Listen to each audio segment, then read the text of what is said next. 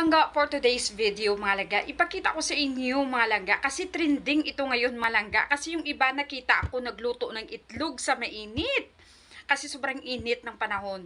Yung iba nagluto ng isda. Yung sa akin naman mga langga, tingnan nyo kung ano yung aking niluto dahil sa 43 degrees na sobrang init ng panahon. Let's go!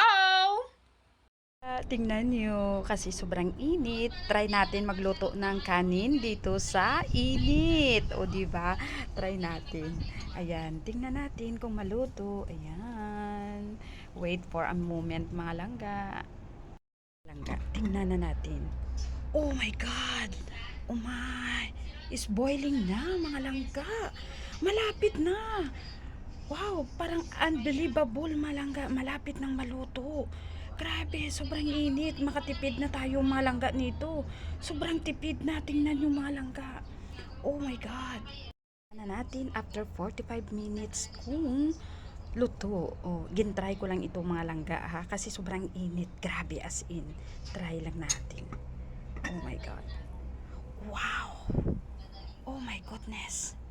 Oh hala. Naluto talaga mga langga. Ayan, grabe. Tingnan nyo, wala ng tubig. Parang okay naman yung kanin. Oh my goodness. Wow. Diba? Grabe, sobrang init ngayon. As in talaga mga langga. See? Save na. Within ito mga langga. 45 minutes. Nilagay ko 45 minutes.